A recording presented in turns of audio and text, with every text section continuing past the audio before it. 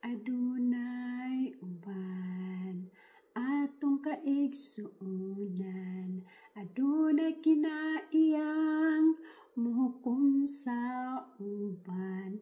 Kinahanglan nga kini atong kuhaon, kay ang Diyos wala makauyon.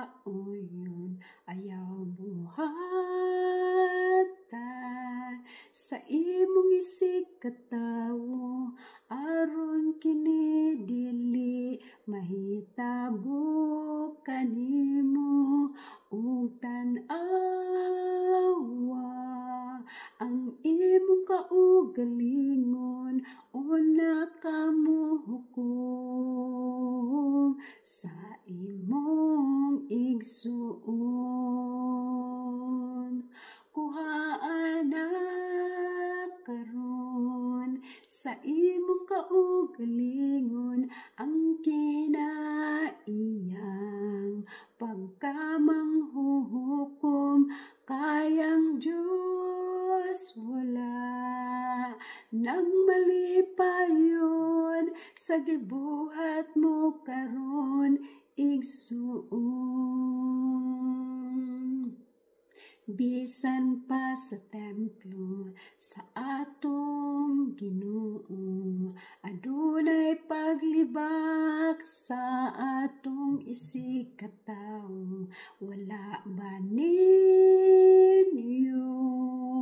kini gihunahuna nga kita usab makasasala? Ayaw buhata sa imong isig katawo, aron kini dili mahitabo kanimo ug tan-awa. Ang imong kaugalingon una kamo hukom sa imong igsuon. Kuhaana karon sa imong kaugalingon ang kinaiyang pagkamanghuhukom, kayang Diyos wala nagmalipayon sa gibuhat mo karon igsuon. Ayaw buhata sa imong isig katawo, aron kini dili mahitabo kanimo ug tan-awa. Ang imong kaugalingon una kamo hukom sa imong igsuon.